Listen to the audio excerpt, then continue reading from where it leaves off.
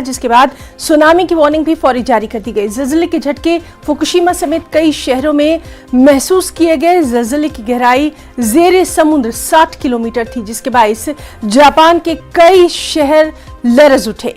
ज़लज़ले के बाइस हजारों घरों की बिजली मुअत्तल हो गई।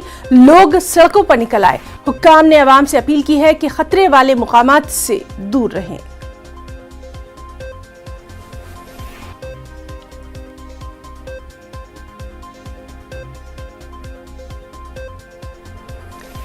कोरोना पर अपडेट आपको दे दें। चीन में कोरोना का ओमिक्रॉन वेरिएंट फिर फूट पड़ा है।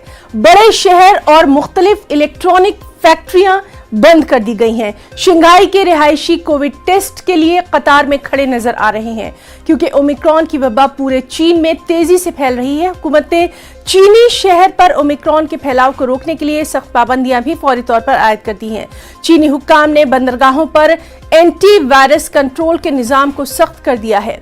दूसरे बड़े मुमालिक के मुकाबले में चीन में कोरोना केसेस की तादाद अभी कम है, लेकिन हुक्काम मुकम्मल कंट्रोल की हिकमत अमली अपना रहे हैं।